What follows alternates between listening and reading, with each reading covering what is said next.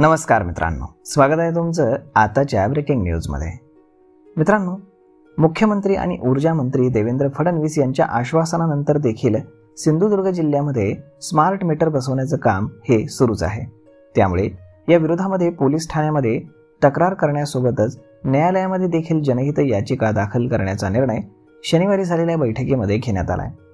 तर लोकांचा विरोध झुगारून तसेच जबरदस्ती करून ठेकेदार घरामध्ये स्मार्ट मीटर बसवत आहेत। याबाबत अधिकारी मात्र उडवाउडवीची उत्तरं देत आहेत। त्यामुळे त्यांना धडा शिकवण्यासाठी जनआंदोलन उभारण्याचा निर्णय देखील घेण्यात आलाय। ठाकरे शिवसेनेचे शहर संघटक निशांत तोरसकर यांच्या अध्यक्षतेखाली पर्णकुटी विश्रामगृहावरती ही बैठक घेण्यात आली। मनसे जिल्हाध्यक्ष अनिल केसरकर आणि इतर लोक देखील यामध्ये उपस्थित होते। बैठकीनंतर ॲडव्होकेट केसरकर यांनी माहिती दिली आणि ते म्हणाले की आम्ही आज सर्व पक्षीयांनी एकत्र येऊन ही बैठक घेतली।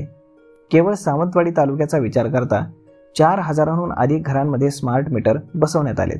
मात्र हे बसवताना अनेक ग्राहकांना विश्वासात देखील घेतलं गेलं नाही। विशेष म्हणजे हा मीटर बसवल्यानंतर पूर्वी सरासरी 500 रुपये येणारं वीज बिल तब्बल 2500पर्यंत पोहोचलंय। या सर्व प्रकारामुळे सर्वसामान्य लोकांना आर्थिक भुर्दंड सहन करावा लागतोय। त्यामुळे वीज ग्राहकांमध्ये नाराजी आहे। एकीकडे मुख्यमंत्री देवेंद्र फडणवीस यांनी अधिवेशनामध्ये आपण स्मार्ट मीटर बसवण्यासाठी सक्ती करणार नाही असं जाहीर केलं होतं।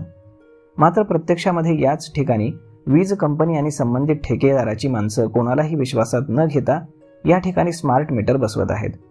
घरी कोण नसताना हे स्मार्ट मीटर बसवण्यात येत आहेत। या विरोधामध्ये आम्ही आक्रमक भूमिका घेणार आहोत। काही झाले तरी हा प्रकार सहन केला जाणार नाही।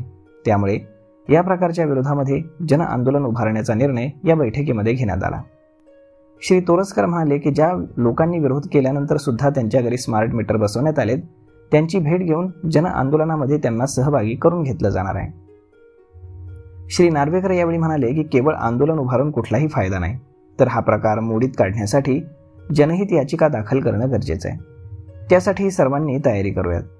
आता कोल्हापूर खंडपीठ सुरू झालंय, त्यामुळे त्याचा फायदा घेऊन या ठिकाणी जनहित याचिका दाखल करता येऊ शकते। त्या दृष्टीनं पदाधिकाऱ्यांनी अभ्यास करावा आणि पुढील निर्णय घ्यावा। आंदोलन सुरूच राहील, मात्र त्यासाठी ठोस निर्णय म्हणून जनहित याचिका दाखल करणं गरजेचं आहे। यावेळी उपस्थित सर्वपक्षीय अधिकाऱ्यांनी त्याला मान्यताही दिली। तर मग मित्रांनो, अशा पद्धतीनं आता स्मार्ट मीटरच्या विरोधामध्ये अचानक इलेक्ट्रिसिटी बिल जास्त येऊ लागल्यामुळे लोक आता भयभीत झालेले आहेत आणि स्मार्ट मीटर नको म्हणतायत।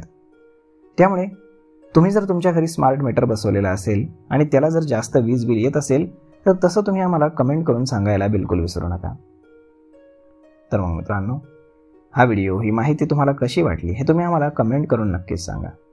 आणि जर आवडली असेल तर आपल्या जवळच्या मित्रमंडळींसोबत देखील हा व्हिडिओ तुम्ही शेअर करायला विसरू नका।